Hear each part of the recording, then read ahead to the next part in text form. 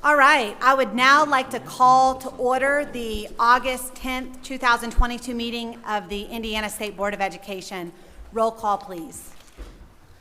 Good morning. Mr. Bess. Present. Ms. DeLosa. I think she's Ms. DeLosa? online. Erica, are you online? She's muted. Let's unmute her. Okay. I hate it when I have. Mr. Durham. Present. We'll come back. Dr. Ernest. Present and accounted for. Mr. Gastineau. Present. Ms. Hamill. Present. Mr. Mapes. Here. Ms. Moat. Okay. Let's make sure our tech has the allowable feature that they can unmute. Okay. And it looks like we are. Katie, are you there? She just muted herself. Oh, so close. I'm going to try to mute her again. Hold on. Great. Oh, we're going back and forth. She just needs it again. We'll come back. Mr. Watts, who I know is not. Dr. Jenner. Here. Ms. DeLosa.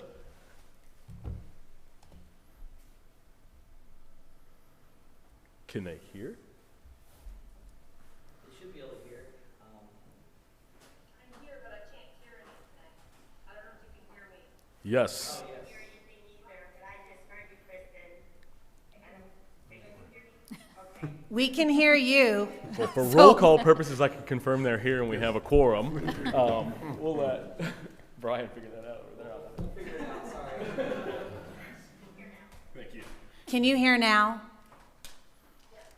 Excellent. We're glad to have all three of you online. And I know BJ Watts was caught in a flight delay, so he's not able to make it. He may jump online when he's available. But let's go ahead and please stand for the Pledge of Allegiance. I pledge allegiance to the flag of the United States of America and to the republic for which it stands, one nation, under God, indivisible, with liberty and justice for all. Do we have a motion to approve the agenda? So moved. Second. Motion second. Any discussion? All in favor? Aye. Opposed? Motion carries. Is there a motion to approve the minutes from the July 13th, 2022 meeting? So moved. Second. With a motion and second, any discussion? All in favor? Aye. Opposed? Motion carries. So jumping in a few updates. Today, we are obviously very much back in school in Indiana. If you look at any social media feed, you will see that. As I shared with a couple of board members, we appreciate everyone for your willingness to push the meeting back an hour today. I did get my children off to 7th grade in Madison, Indiana, and then jumped on the Interstate North. So they are in middle school. All the best to, I should say for all the best to all of our teachers, our administrators, our bus drivers, custodians, superintendents, everyone that makes our schools operate. Thank you. And also a huge thank you to our parents who are absolutely key to educating and helping to grow children, and also for trusting us and doing the best we can to make sure they can read and do math and all the things there. So few other updates for you. We did announce the Employability Skills Implementation and Innovation Grant. I think I shared with you last time we had about a $15 million request from our schools. It was originally slated for $7 million distribution. We were able to do a $10 million distribution due to the quality of applicants. This will give us a real starting point on measuring skills like communication, collaboration. We had 58 awardees across 40 Indiana counties. Second update is the dual language immersion grant. We had a total of almost $600,000 awarded to 30 schools and 21 school corporations, and this includes 28 schools who are expanding their existing programs into 2 programs. So congratulations to the schools who are really leaning in with dual language immersion. Thirdly, and this has been every meeting, I know we've had a lot of different updates, and Dr. Ernest pointed out the number of competitive grants that we have had as a state. So I'm going to tell you about another one that we just accepted applications for. One of our, I'm going to call it a challenge and opportunity that we have, is with $3 billion of influx of federal funds into our state to support K-12 education, with, of course, 90% of that going straight to schools. All of us are on a mission to make sure we're spending these dollars efficiently, effectively, wisely, and part of that means you've got to deploy the dollars in a timely manner to make sure schools and communities have reasonable time for spend. So that third one I wanted to update you on today is the Attract, Prepare, and Retain Educator Grant. Dr. Estes is leading that for our team, and this allows Indiana schools, community partners to support local initiatives to attract and retain educators. We did have, and that's about, I think right now, around a $10 million allocation. We did have 105 applicants totaling a $41 million request.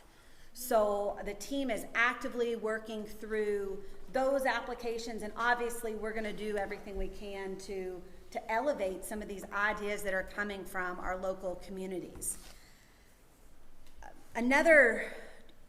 The main topic we're going to hear about today, of course, is our I Read 3 results, our reading results. And while we have had multiple initiatives that we've launched as a state, we do have a major announcement coming on August 18th, so next Thursday. So keep your eye out for that announcement about additional support for literacy for our schools and our teachers. We also are going to host the first time ever Educational Excellence Awards Gala. That is going to be in early September. The whole point of that is to elevate and celebrate some of the good work happening in our schools. So certainly we'll have more information on that in the September meeting following that event. And at this time, let's go ahead and open it up for any other comments from board members.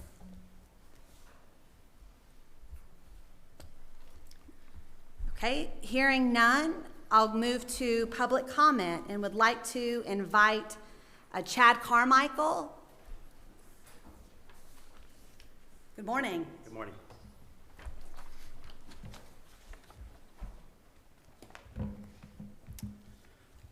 About a year ago, Dr. Jenner sent a letter to superintendents and principals across Indiana informing them that critical race theory is not included in the state standards. Additionally, she pointed out that, quote, critical race theory is not designed for elementary, middle, or high school students, and she added importantly that, quote, the state of Indiana will not support, condone, or fund anything that alienates, discriminates, or negatively divides students based on race or background. I appreciate the clarity that your letter has provided, Dr. Jenner. Thank you for writing it. Unfortunately, in the spring of 2022, I learned that critical race theory is in fact being taught in the ethnic studies course at Fishers High School, my children's school, in violation of Dr. Jenner's instructions. The district administration will deny this, so let me very briefly state my evidence. First, by critical race theory, I understand the theory presented in the most widely cited introductory textbook on this topic, Critical Race Theory and Introduction by critical race theory founder Richard Delgado and his wife Jean Stefanczyk. Delgado and Stefanczyk identify 6 basic tenets of the theory in this book, These tenets are being taught in Fisher's High School Ethnic Studies course. I know this because I looked at the actual Canvas course materials for the course, and I collected the evidence, which I will provide to Dr. Jenner on a USB drive. Let me draw your attention specifically to the fact that students in this course are taught in a lecture called Origin of Race that the whole idea of a white person is something that whites invented in the 18th century to justify slavery and to place themselves on top of a hierarchical system of power oppressing others. That is central to critical race theory. It's being taught at Fisher's High School. I'd like to note that my own views on how to deal with critical race theory in high school are complex. I actually do not object to covering this topic if it is taught with the kind of care appropriate to extremely controversial material, but I do object to being lied to. And I don't think that HSE schools should be flouting Dr. Jenner's instructions, and that's why I'm here. When I brought these facts to the attention of the teacher, the principal, and the superintendent, they responded by denying the plain facts, and the administration in particular has repeatedly lied to the public about what's going on. When I tried to bring these facts to the attention of the HSE School Board, Board President Julie Chambers, in consultation with Superintendent Yvonne Stokes, denied me the opportunity to address the board on this topic. So I'm asking you to act. Please review my evidence and inform these officials that what is being taught at Fisher's High School is in fact textbook critical race theory. Please direct them to be honest with the public about this, and given Dr. Jenner's letter, you may need to take action to ensure that they conform to IDOE requirements. Parents have a right to know what's going on in the public school. Please help me to end the deception and the gaslighting. Thank you. Thank you, Mr. Carmichael. If I may, I have something for you, if I can. hand it Yes. to you. Thank you. Thank you very much.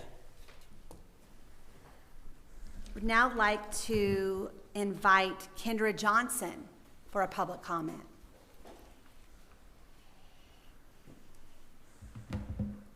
Good morning to each and every one of you. Good I morning. greet you in a manner that I hope a teacher greets their students every morning when they come into the building or come into their classroom. School has started, and there is so much for our students to learn. COVID has put us a little bit behind, but that's okay. We're Hoosiers. We know how to overcome.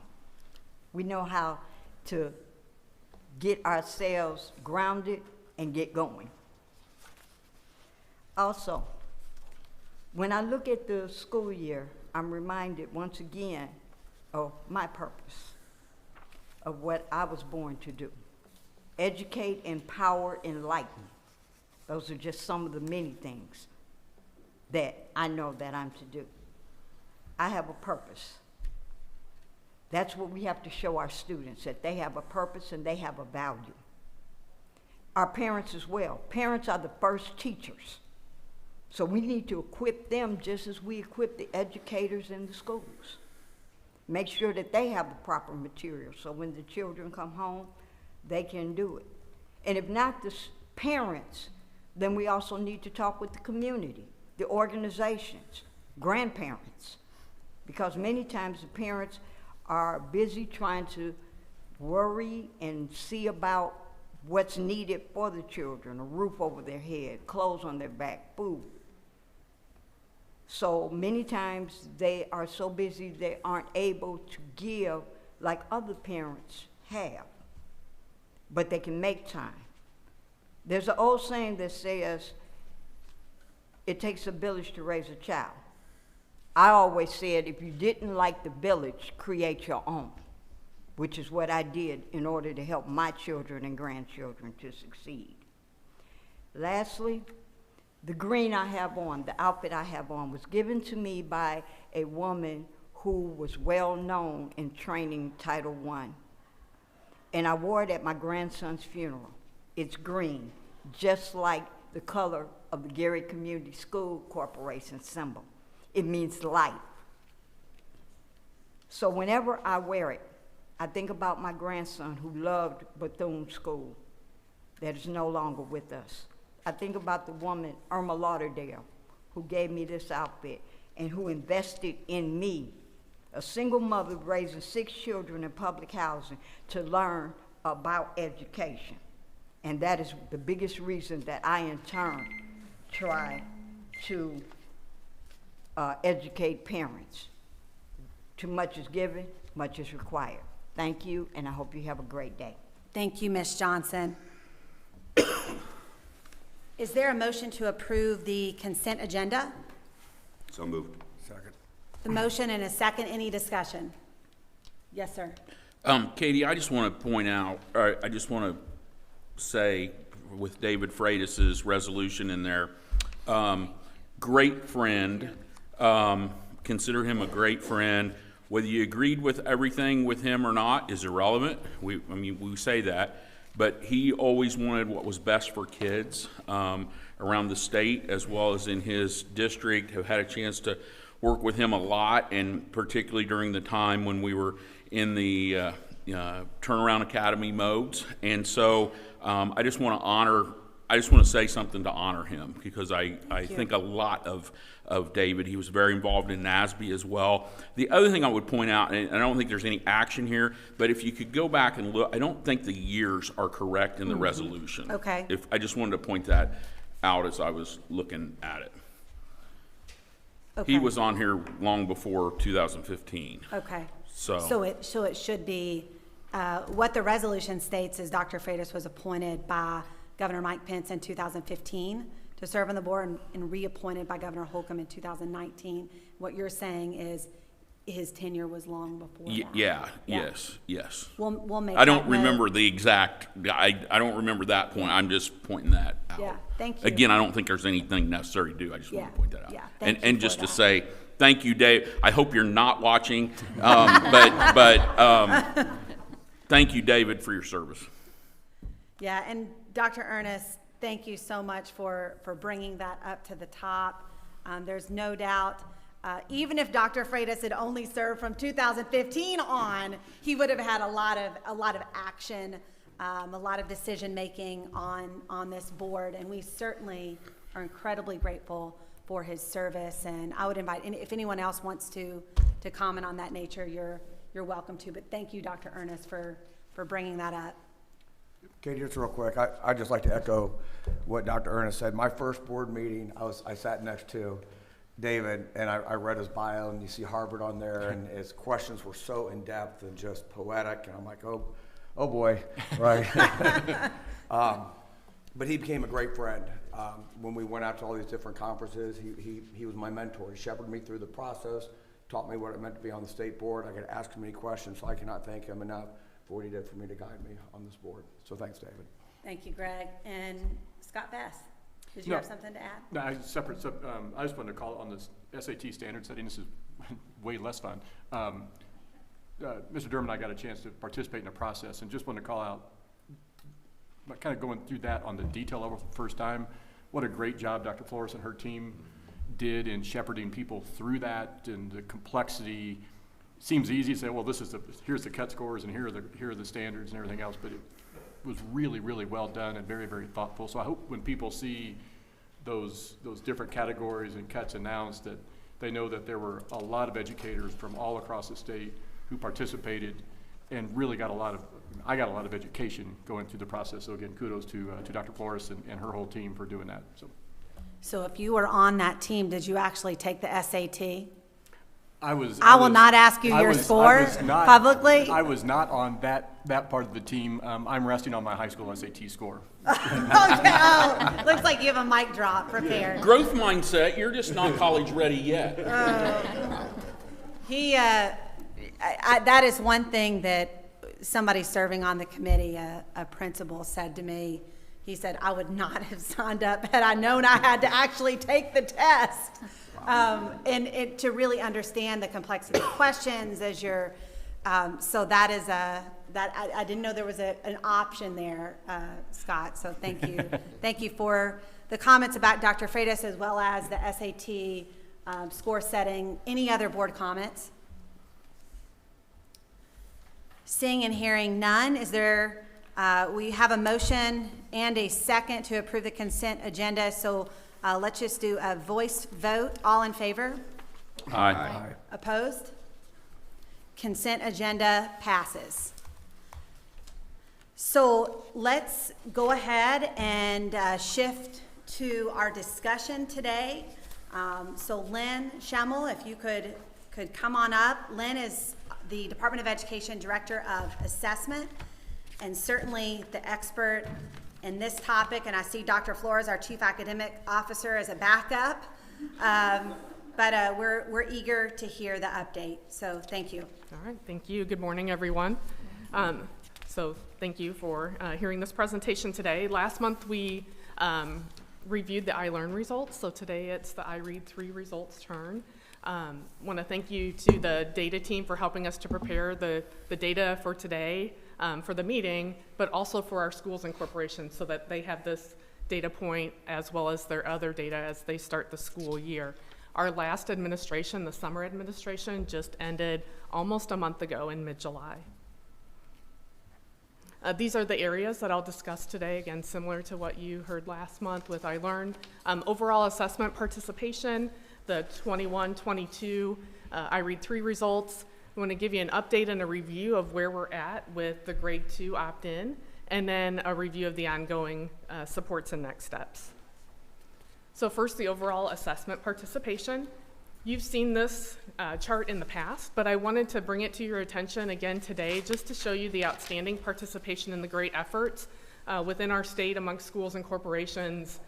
The more students that take the assessment, the more data, the actionable data that schools and corporations have for their decision making. So for iRead3 specifically, for grade 3, 99% of our grade 3 students took part in the spring administration. So that was a great job. And not only were schools testing grade 3 students, but also those students who needed to retest in grades 4 and 5.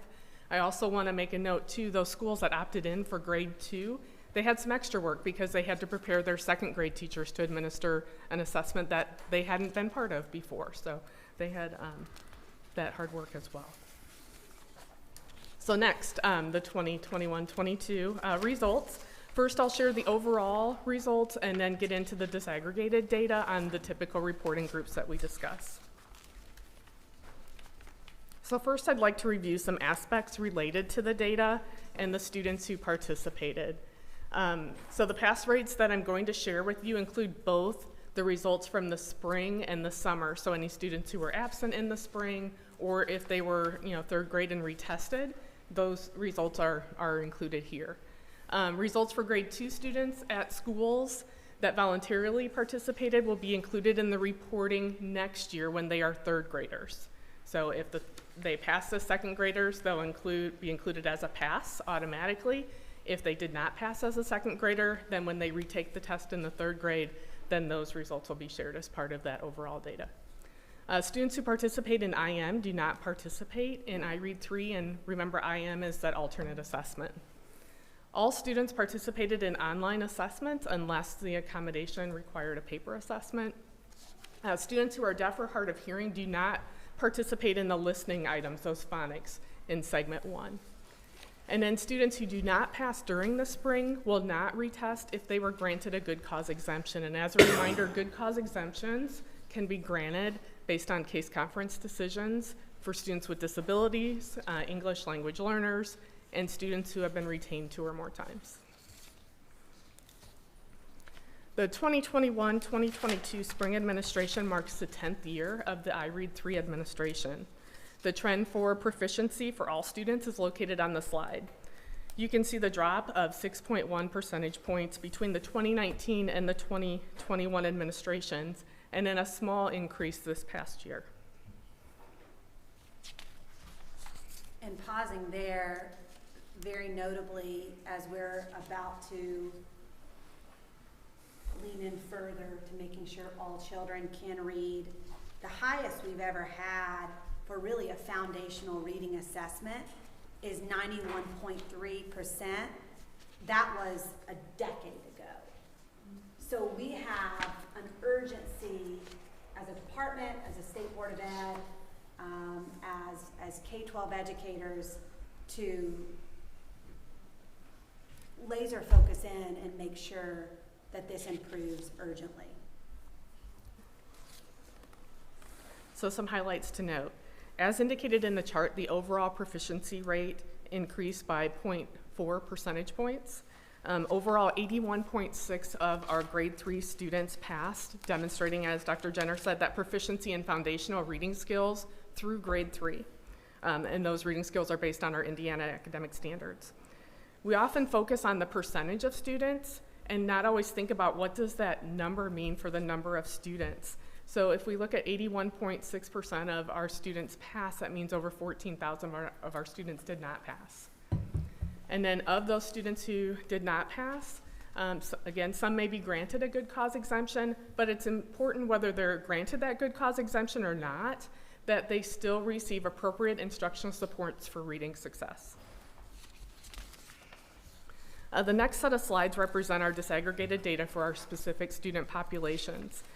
You'll see as I go through these slides that the patterns aren't as similar with the iLearn results shared last month, but the needs and the sense of urgency are the same. So this chart shows the ethnicity comparison. Due to the number of categories, I only showed you 3 years. The pre-pandemic year of 2019, along with the last 2 spring administrations.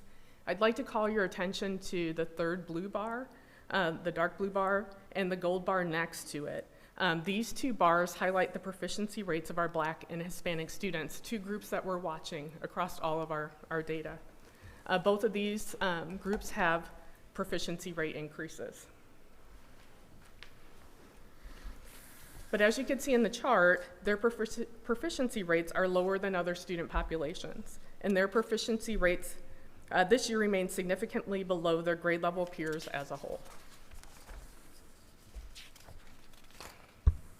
And just to call that out, and I know you hit this, we discussed it in length when we talked about iLearn.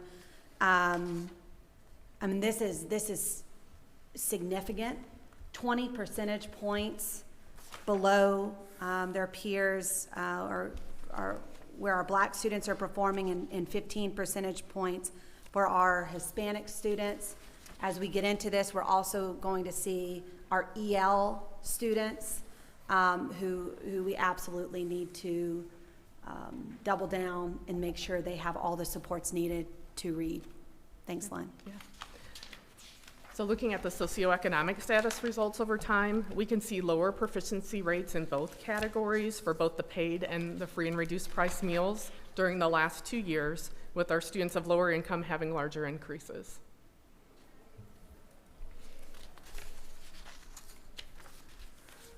And while there's been an increase of 0.7 percentage points for our low income students, they continue to perform over 15 percentage points lower than their peers.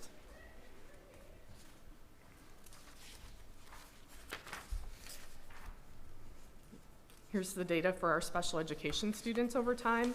Both general education and special education students have small percentage point gains this year. Just as we shared with iLearn last month, our special education students have much lower performance than our general education students. And again, if these students are provided good cause exemptions, they no longer participate in iRead 3, so it's important that appropriate supports are provided so that they can grow in their reading proficiency. Our students with disability proficiency rates increased by 0.4 percentage points, but they continue to perform more than 35 percentage points below their peers. Okay, Dr. Jenner just mentioned the English learners. So this next chart shows the performance of our English learners. You can see in the chart that our English learners had a different performance from the previous groups that I've shared. Their performance rates did not improve, but instead they dropped.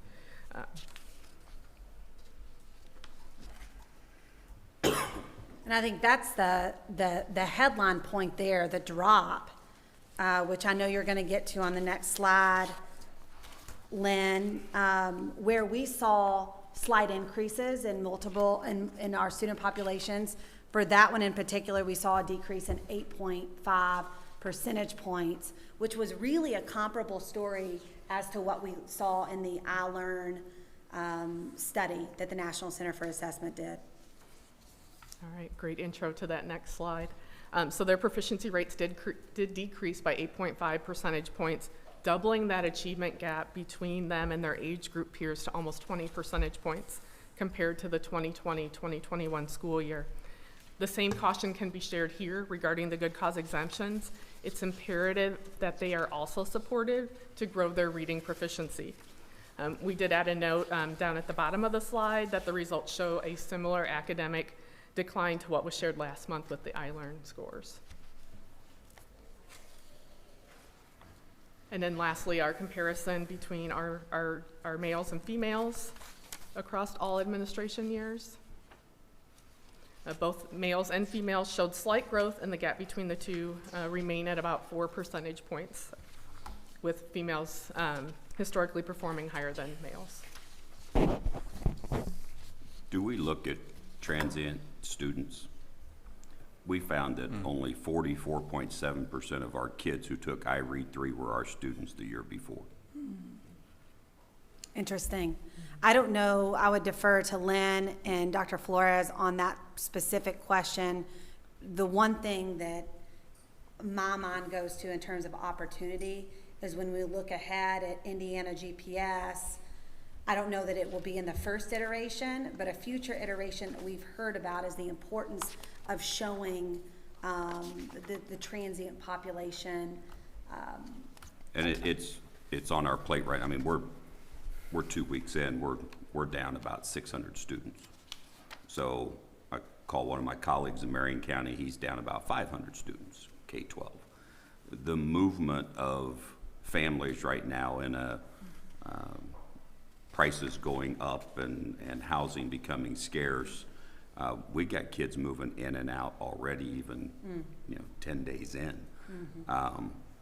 It's awful hard to increase literacy skills when they go from one corporation to another corporation or one state to another state, and we're trying to grow them, but sometimes the frustration for our teachers is they don't get to see those results as the kids who they're really making a gain with, all of a sudden they leave. And I think it has a big impact when we're looking at poverty, when we're looking at EL, even special education for that point. It's got to be something we have to look at and at least consider, because you may see a school that's really doing a good job, but they're not going to get those results because some of the kids that they've grown, they're not there the next year. So, and you were looking at getting ready to go into this, looking at the second grade and then the third grade. We know that the kids who we have as second graders this year, maybe half of them won't be with us next year. So just something to consider. Yeah, absolutely. I can share that we are having those discussions in various ways. We've talked about, diagonally as kids move from cohort to cohort, how they're improving or not. We've talked about it with our specific reporting groups, and even with our good cause exemption guidance that we'll be sharing. It's disruptions to learning is how we've talked about it. So whether it's transient or even for a student that might have multiple teachers during the year, whether it's maternity leaves or just certain circumstances happen, and there's just a lot of changes. So it is on in our discussions. Yeah, first of all, I think this is really good. One was just looking at the overall results, and in some of the breakdowns, particularly with free, reduced, and paid. Like 2016-17 looked like it was an anomaly type of year on the graph. I saw that same thing. Well, and that's it. I think it's even, yes. That was just something that stood out. It's like, wow, that's a really odd year for the paid meals to be at 95%. Yeah. Sandwiched around it, and all of a sudden 89, and then our free and reduced to bounce up that high. So that's a curiosity. The real question I got though is, to your point on urgency, what's also important besides just percentages, and then you talked about it when you said, you got to remember these absolute numbers, is the numbers when we look at some of the subgroups, right? So if we look at low-income students, if we look at our Black students or Hispanic students, my sense is those numbers are increasing in terms of raw numbers across the state, right? And so I think when we start looking at the gaps, you also have to remember, and I would be really curious to know, what are the absolute numbers of students who are testing in each of those categories on a bar graph like that? Because I think what you would see is that number growing, and our number of, paid meal students maybe decreasing, number of white students is flat or decreasing, it looks at, as our population shifts, those gaps become really, really important, because it's not just, and that will also affect the overall results too, right? I mean, if you have lower scoring students growing in numbers, your overall results are going to also shrink. So I think I'd just be curious at some point just to kind of get that look at this, just to see, because that helps me go, not only is this urgent because we're looking at these percentages, it's really urgent because that population is growing and continuing to grow, and that means we have to act. And that should be, like, again, like I said last month, that should be an alarm blaring all over this center and the State House and everywhere else, going, that problem is not going to go away. It's going to get bigger, and it's going to have a big impact on this state 5 years from now, 10 years from now, 20 years from now, if we don't act now. So, And as we're digging deeper into that, you know, we have an influx of Honduran kids this year, but they're going to get grouped as Hispanic. yeah. And that makes that number look different because, you know, some of them haven't been in the States more than a couple weeks. And we look at black, and our Sudanese kids fall into that category. I mean, I think to really get a good picture, if we could somehow break that data out, because we do within our district, but then they get all thrown into the same bundle when we report out, because whether we choose to do that or the feds make us report it that way. But that has a really big impact when you have refugees who haven't been here very long and we're trying to test them, no matter what test we're taking, and compare them to kids who are Hispanic kids who are naturally born here and been in our K-12 system for 4 years. And we should have grown them appropriately and they'd be proficient.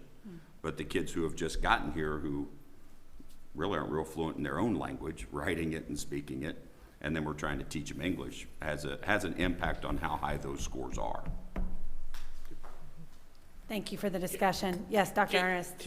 To Pat's point, which was really real from the transient standpoint, do we not have in the plans with GPS to be able to look at what of this school, these students were with us, these were not? I mean, we were even looking at some 3-year type things and what have you, because again, we could throw all the grant money we want to Pat, and if they leave him in the process and the next school doesn't have it, then that's part of that root, because my mind keeps going to the root cause. Great to look at the data, but what's the root? How do we get to what really would be a solution to that? And I've lived that transient side too, right? I remember talking to this board one time with only 78% of my juniors were new to my school, right? And it's like, how do you do that with that? And so that becomes part of that root cause of what that looks like. So, but I think that's important as we look at the data and the Yes. dashboard and Yes. to make sure that we've got those things there. So very quickly on the GPS point, and by the way, our September meeting is when we'll roll that out and be able to really see it. We, for years, as you know, have used the 162-day point. If a student is with us for if a student is with me as a school corporation leader for 162 days, then that data comes to me. If the student is with me 161 days, it does not show on that data. And then all of a sudden, we've talked about this as a board before, we have thousands of students who aren't in our data. So one of the discussions that we've had with different people on the board, many external stakeholders, is how to best show that data. We will have a sort by 162 days. We'll also have a sort by majority of days. So if they're at my district for 91 days versus your district 27 versus yours 15, which is the reality that happens sometimes. But I think that even with what we roll out as a team in September, that this conversation shouldn't be over, right? That we still have to peel back more in terms of, while our GPS will show a level of current year, I'm not sure on the data story on the past transientness of that student. So that's where I think the conversation must continue. A lot of great points and discussion, especially considering, and I know Lynn is about to transition into that grade 2 point. For years and years, at least a decade as a state, and this was a really nationwide, we see this. We a lot of times looked at, you have to read by the end of 3rd grade. And that was the point to which we made sure. Makes a lot of sense. That's what the data shows. I think where we are eager as a team to lean into is, and I've heard several of you avoiding eye contact, several of you mention it multiple times, but that early learning, what happens between K1, 2? How can we get a better sense there so we can provide intervention, remediation forward? And So what's developmentally appropriate? Yes. I mean, we want them to read, we want them to have good literacy skills, but we can't force the curriculum so far down that they're not developmentally ready to do it either. Right, absolutely. So Lynn, why don't you walk through this update here? Sure. So late last fall, I shared the opportunity for schools to opt in to participate in iRead 3 for their grade 2 students. The goal was to provide an early indicator for students who need early literacy support and possibly reduce the number of good cause exemptions granted to students. I'd like to revisit some of those key points that we shared, some reminders about good cause exemptions, as well as committee reviews and decisions around grade 2 results. The next few slides were shared with you earlier. I'm resharing them again, and I've updated them based on the most recent data, but just to give you some background and context about how important this was. The first statement was also shared as part of our literacy plan initiative. So students who are poor readers at the end of 3rd grade are likely to remain poor readers throughout their life. They even are less likely to graduate on time or may never receive their high school diploma. A statistic from the 2021 spring administration to highlight the need for identification and instructional supports was shared. Again, thinking about that percentage and what that means for the number of students, that was over 15,000, or 1/5 of the students did not pass. So this year's results were just a little under that 1/5. The first 2 pieces of data on this slide were also previously shared, but updated. The first one, our Black and Hispanic student perform 15 to 20 percentage points below their grade level peers.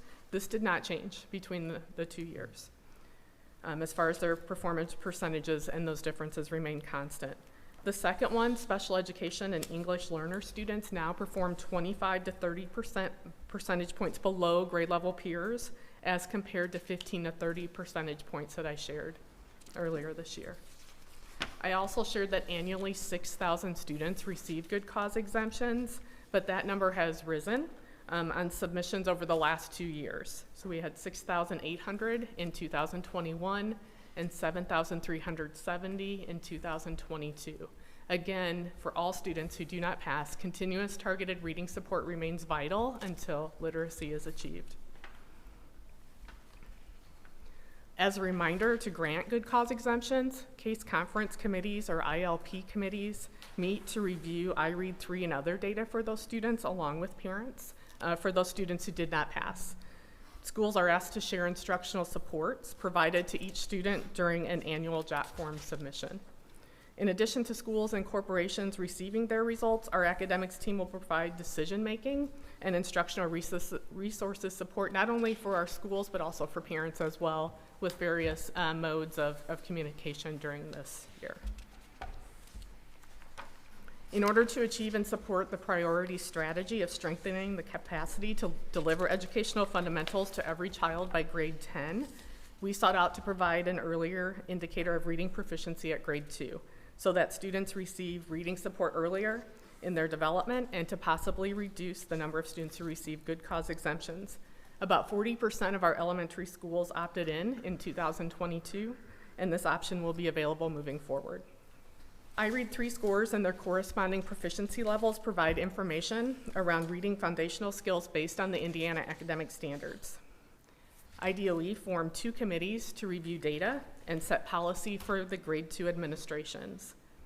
The policy committee developed performance level descriptors for the grade 2 administration, and the standard setting committee reviewed the data and established the on-track cut score, delineating the students who are on track to achieve reading proficiency and those students who are at risk. The pass descriptor remained constant because we didn't want to change, what's currently there for our grade 3 students. So that passing score of 446 holds for second graders as well. Those students who do pass, they've demonstrated the foundational reading skills to read and comprehend literary and informational texts, and identify and comprehend word meaning and new text-based vocabulary. So what you see on the screen, these are just bullets from the actual performance level descriptors that are available for schools. Students who are on track have demonstrated what is expected of grade 2 students to be on grade level and on track to achieve that reading proficiency by the end of their 3rd grade year. These students will continue to receive their grade level instruction, and then other data should be used and reviewed to see if there's any additional supports that may be needed. Students who score below the new on-track cut score are determined to be at risk for being proficient in foundational reading by the end of grade 3. These students require additional remediation efforts and targeted instruction to reach that proficiency by the end of grade 3. Students who are on track and at risk will participate in the grade 3 administration, while those students who have met the achieved level of the 446 no longer have that requirement because they've met it. Some data from our initial implementation of the grade 2 opt-in. Statewide, we had over 20,000 students participate. We said about 40% of elementary schools, so 372 schools participated. 44% of the grade 2 students who took the grade 2 administration passed with that scale score of 446. And then comparatively in the spring, 75% of our grade 3 students passed. Reviewing the data timeline, in March, a representative sample of schools were asked to participate in the grade 2 administration. After the spring administration, Cambium Assessments, our assessment vendor, performed an analysis of the data from that representative sample of schools to create a cut score that predicts passing at grade 3. In July, both the policy and the standards setting committees comprised of educators from around the state met to review the data from the spring administration to determine the cut score for the on-track.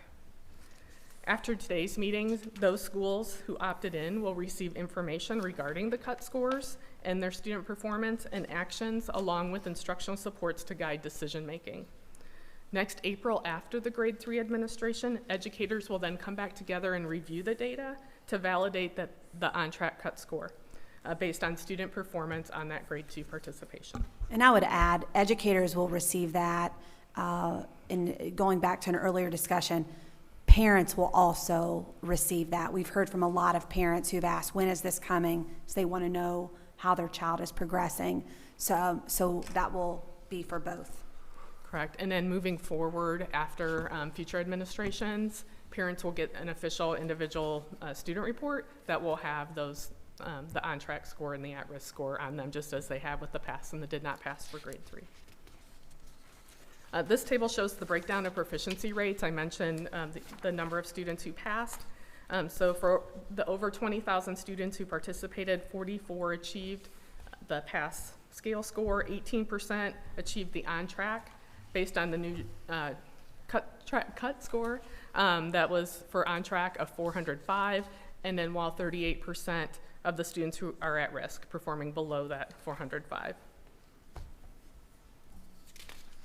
And then lastly, ongoing supports and next steps. So these were shared last month with the iLearn, but tailored them a little bit just for the literacy efforts. So the GPS has been mentioned a couple of times regarding the dashboard. We have the early literacy. Those sessions took place last month and continue around the science of reading. We have the micro grants for parents to apply for tutoring.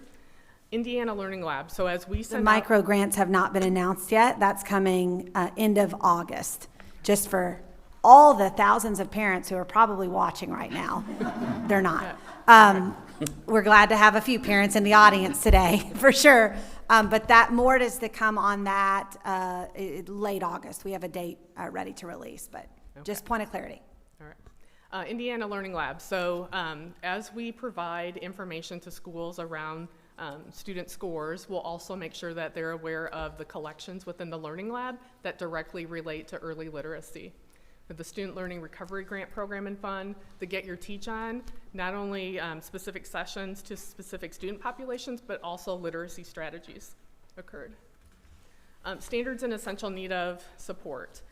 More information will be coming out along with our iLearn performance data. I did want to mention specifically with this, while the focus of that, is on 3 and above, grades 3 and above, we do have K2 information there based on that formative and interim data that Dr. Flores mentioned last month. With those data sharing agreements, we're getting that data in, and we can also see how our students are performing in literacy on those assessments as well. I also want to point out with this, with the standards in need of essential support, accelerated learning, and also some learning lab sessions that we've done, we've shared data analysis protocols with educators. So as you were talking earlier and thinking about the students that you have in your school or in your corporations, those are the types of questions that we're sharing that to ask. So think about the students you have, think about their experiences, think about their past experience, who's in that data group that you're talking about. So some of those things that you mentioned earlier are within those supports. We also have the partnership with Schoolhouse World for tutoring. The Office of School Efficiency was established for the ESSER dollars. And then the Student Outcomes Collaborative, again, focusing on some of the key student population groups. Dr. Jenner mentioned earlier, we have some big news coming next week, so we've got that mentioned on the slide this time. And again, we'll continue to provide resources to schools and corporations and families to ensure that our students are prepared and have success. Thank you. And I'll open it up to questions, comments, but I do want to thank Lynn, you and your team. We have millions and millions of student academic records. So when you showed the assessment data, you praised all of our K-12 teams, which absolutely deserve it. But also thank you for all your work in making that run smoothly for our students in our state. We appreciate your team. On that note, would be glad to open the floor to questions, comments. It's probably too early, Lynn, and I get this, but I was a major fan of the second grade ability to test, right? I'm glad those schools did. Any lessons learned yet from that, from any of the school? I've talked to some schools that did opt in. They like the fact that they're going to have that data, some of those anecdotal things. Is there anything else that you've learned in that process? And are you thinking, I asked those 2 schools that I talked, are you going to do it again next year because you need to, because otherwise we won't have a story with our data, right? And is there work being done to make sure that we keep wooing those schools to continue to do that so we do have some data in that? I just think that's an important, when we look at the urgency of it, that's important to know at second grade, right? And what it's always interesting when schools say we need our best teachers in the second grade. I might argue you might need them first and second grade, because at first, second, and third, because third's too late, right? So any thoughts there so far? Yeah, so definitely around test administration, like I shared earlier, that was new, for some of those teachers. Based on our data that we have, again, when we look at over the 20,000 students who participated, that group in and of itself isn't representative of the whole state. We had public, non-public, charter, we had low economic, high economic, various parts of the state participate. So we do have some data and around that, disaggregated around those reporting groups that I've looked at. So some of the same trends that we're seeing there with the other data that's been reported out. So we know that just makes our early literacy efforts that much more important that we're sharing. Yeah, go ahead, Just Lynn. one other thing that I didn't think about mentioning earlier. We also have the screener to identify for learning characteristics of dyslexia, but a lot of those supports too, are for this early literacy to give schools data. The feedback we've received is very qualitative at this point. I mean, you have the quantitative side. This was year 1. We needed 30 to 35 schools to run this pilot. We needed 30 to 35 schools to run this pilot. We had almost 400 schools, so the representative sample is excellent. But the qualitative data side is is for me very, very powerful. We've heard both from teachers and parents about the value of having this data and knowing where their child is in terms of potentially passing and what we can do to further support. Mr. Bess? Yeah, no surprise, I have questions on numbers. So looking at the grade 2 cut scores and the impact data, right? So it'll be fascinating to see, because that says 62% are either on track or already passed. And in this year, we had 82% pass. Except for yes, and note, you slid this in, Lynn, which was an important point. This is a spring comparison. So our spring comparison without summer window numbers was 75%. Okay. So 62% compared to a 75% spring to spring. Yeah. So again, my point is, and again, I know you're going to loop around again next year and go, hey, let's see how those kids that were on track, did they, right? I mean, that's all part of the evaluation process. But it also calls out, I think, the amount of work that both our second and third grade teachers are doing across the state in moving students who are struggling. So those interventions at those at risk, is they're moving students from that at-risk category that they're not passing into that passing. So I just want to call that out, that again, we'll see next year when we loop back and kind of reevaluate and see, are those the right cut scores? Should it be higher, lower? You know, we'll do that based on the data. But it also says, it looks like, assuming that this is not an anomaly, and last year's, if we had done the second grade thing last year, the year before, we would have seen kind of the same thing, but yet we still came out with 82% of the students passing again after the summer assessment. So it says that those teachers in that second and third grade level are really doing a lot of really good work to move students who, based on what they might be coming out of first and second grade, not expected to pass, who then are passing, right? And so again, I'm fascinated to kind of watch this over the next couple of years and see, we'll get to a really good number, I think, that says here should be that the on-track cut score or the at-risk cut score. And again, this is, again, as I said, the SAT standard setting process was eye-opening to just how complicated that process is and how much data you have to have over a number of years to really get to a good number. This is as good as any. But I just want to really call out what I think our third grade teachers are doing across the state, because they're moving the needle. And I think as we look at as that needle is moved, we can really hone in on what instructional supports were provided and then look for some of those success stories. Right. Which again gets back to your science of reading, which I think that's one of the biggest things that we've done as a state in a very long time, is really double down on that. And again, to our higher ed partners, hopefully their colleges of ed are also starting to double down on teaching the science of reading to their prospective teachers, because that's, again, I just think it's world-class work, and kudos to the department for pushing that. And more on that to come Yes. in future announcements. Mr. Durham, by the way, I winked because my team has been quit talking about it. It's going to be announced next week. So that's why I want to say more, but you're exactly right, and that's coming. Mr. Durham. Looking at the grade 2 cut scores and impact data, kind of similar to what Mr. Best was referring to. So the 62% that are on track and passing, I would be curious to know, of that 62%, how many were Black or Hispanic? Yes. And if we I have can that tell you. information, so what is happening with those students so that we can get the other students who are Black and Hispanic who are not passing to do so?